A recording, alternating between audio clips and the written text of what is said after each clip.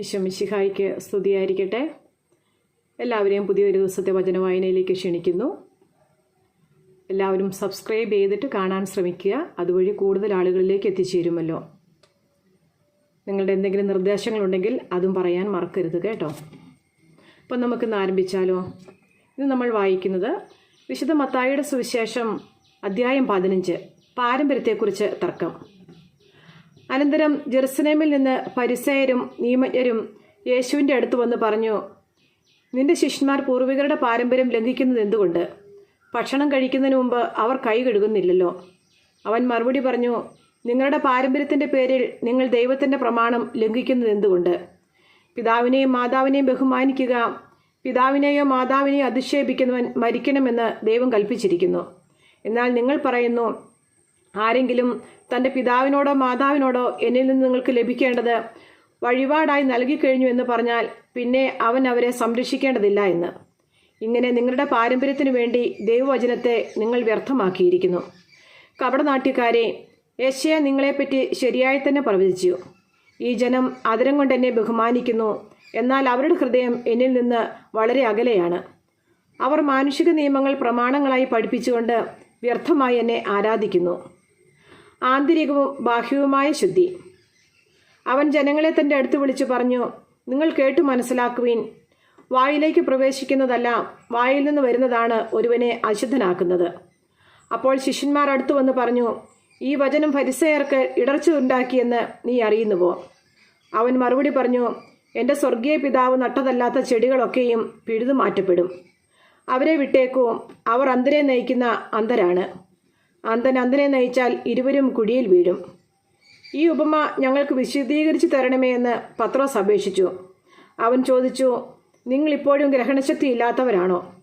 വായിൽ പ്രവേശിക്കുന്നവ ഉദരത്തിലേക്ക് പോകുന്നെന്നും അവിടെ നിന്ന് അത് വിസർജിക്കപ്പെടുന്നുവെന്നും നിങ്ങൾ ഗ്രഹിക്കുന്നില്ലേ? എന്നാൽ വായിൽ നിന്ന് വരുന്നത് ഹൃദയത്തിൽ നിന്നാണ് പുറപ്പെടുന്നത്. അത് മനുഷ്യനെ അശുദ്ധനാക്കുന്നു.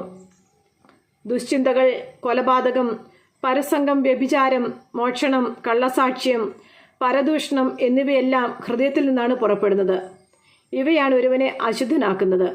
കൈ കഴുകാതെ ഭക്ഷണം കഴിക്കുന്നത് ആരെയും അശുദ്ധനാക്കുന്നില്ല. കാനാൻകാരിയുടെ വിശ്വാസം. യേശു അവിടെ നിന്ന് പുറപ്പെട്ട് തൈർ, സീദോൻ എന്നീ പ്രദേശങ്ങളിലെത്തി. അപ്പോൾ ആ പ്രദേശത്തു നിന്ന് ഒരു കാനാൻകാരി വന്ന് കരഞ്ഞപേക്ഷിച്ചു, കർത്താവേ, ദാവീദിൻ്റെ പുത്ര, എന്നിൽ കനിയണമേ. എൻ്റെ മകളെ പിശാച് ക്രൂരമായി ബാധിച്ചിരിക്കുന്നു. എന്നാൽ അവൻ ഒരു വാക്കുപോലും ഉത്തരം പറഞ്ഞില്ല. ശിഷ്യന്മാർ അവനോട് അഭ്യർത്ഥിച്ചു, അവളെ പറഞ്ഞയച്ചാലും.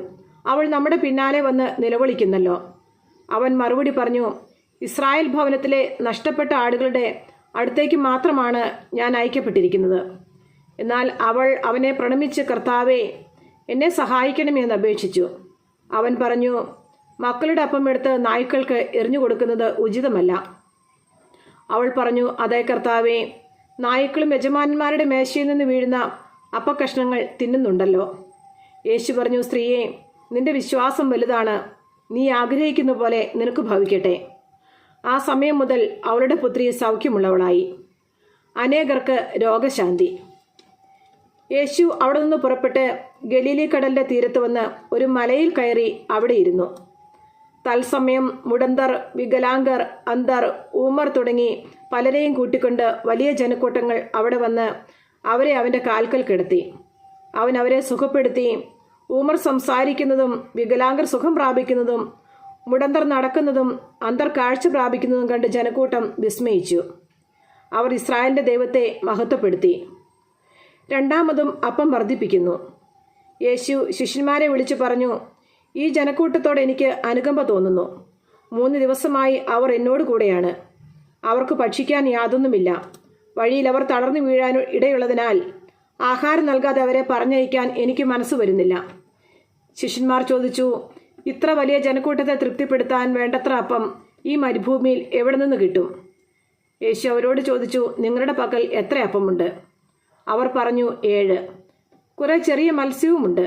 ജനക്കൂട്ടത്തോട് നിലത്തിരിക്കാൻ ആജ്ഞാപിച്ചിട്ട് അവൻ 7 അപ്പവും മത്സ്യവും എടുത്ത് കൃതജ്ഞതാ സ്തോത്രം ചെയ്ത് മുറിച്ച് ശിഷ്യന്മാരെ ഏൽപ്പിച്ചു.